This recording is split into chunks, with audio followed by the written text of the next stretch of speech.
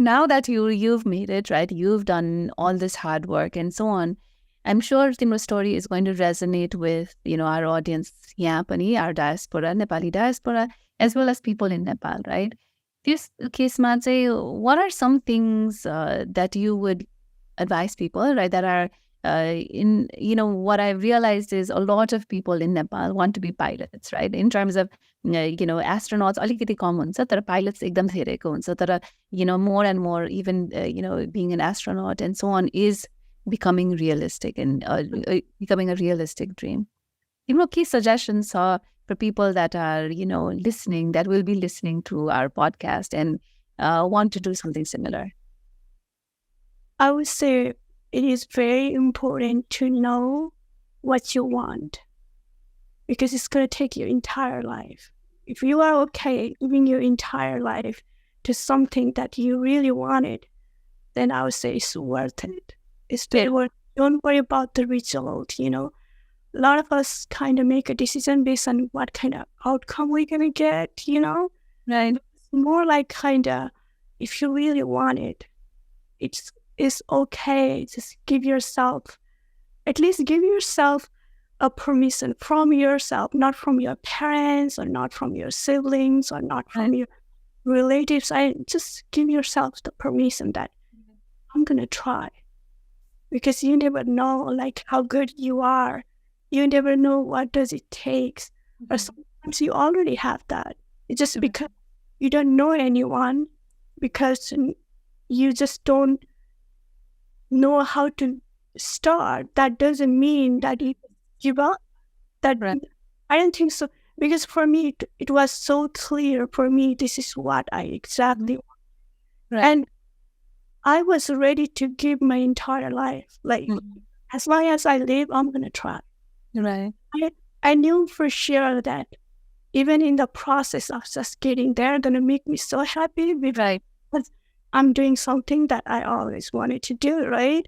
Isn't that a wonderful feeling that you're trying for something that you always wanted to try?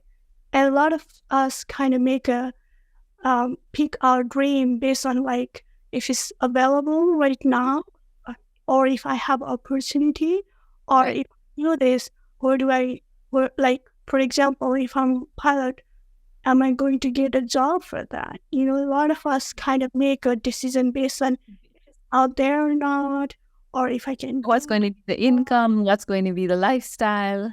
I'm going to like pay off my loan or not, which is real. I'm not saying that, oh, don't worry about it. Of course, you're going to be worried about it, right? You got to make sure that, you're going to get it, or you're going to be successful. I don't think so. Nobody want to try knowing that I'm going to fail. Right. So, but as long as you know why you want it, and I think you can say anything to other people, how much you want it, it's your childhood dream, you meant for this, but if you not true for yourself, for some reason you are doubting, then it's going to hurt yourself more. Right. And it's going to affect you in so many ways. So I would say just, it could be anything. Just you want to be a teacher, a good teacher, right? It's not just being a pilot. I would say you want to try something in agriculture in a different way, right? And you have that passion and you are so ready to take any risks. You're like, just throw me. I was like, No, I love that, Jyoti. I think it's so relatable. And for Nepalis in general, I think as hardworking and, all of that we have, I think we need to also normalize trying something and even failing, right? I think for a lot of people, they have they have the good work ethic. They can everything's hard. But I think हाम्रो culture we're so afraid of trying something, right? So it's a lot of people will just spend their life doing something that is comfortable, that doesn't sort of push them out of their comfort zone, right? I'm hoping more and more. So we see that early, right, where people will try something even and give themselves that permission. Right? So that it's like just never say no to yourself. You always have to go and try. It's always worth it. And I would say like when I tried for the Air Force, I couldn't make it in the first try. Not gonna lie to you, because I couldn't make it because I really didn't know anything at all. I was like working full time, and every time I'll get a break, like lunch break or things like that, right? I remember I had a book, and then I was preparing for myself, and I didn't even know how to prepare. It's so I'm gonna be pretty honest here. I didn't know anything at all. I was just doing on my own, doing a lot of research, right? And it's so funny when I went to the office when I had to take a test. I didn't even know it was computer based because the book I had was like it was. I read it. It says that right, you're just gonna get a paper and then you're gonna circle stuff like that. And so I prepared my mind based on that, but when I went there, it was computerized, and then everything had a time. I didn't know that at all. So I was like, I don't know. I'm like, why do I have a computer here, right? And the instructor said, yeah, this is how, like, I went through everything, and I'm like, okay, I'm gonna try. So Camille, I can back up. I don't even know. And it's so funny because when I did that, and then I didn't get the result I wanted to do, because for Air Force you have to have like some standard number, right? Yes, other branches. So I was fine for other branches. Right. I wanted to do Air Force, so for that I couldn't meet the requirement, so I had to retake it, and it took me 3 months to prepare again. So, and it's 13 different subjects, right? And I was like, okay, now at least I know what kind of question going to look like. And you know it's going to be on a computer as well, right? Now I know there is like a time limit in every subject. And now I know where is my weak point. So I knew I'm going to fail. Trust me, I knew I'm going to fail because the preparation I was prepared for was not like that at all, right? Right. And then I had to wait for an hour almost just to get a result. But in my head, when I was waiting, I'm like, okay, I remember this.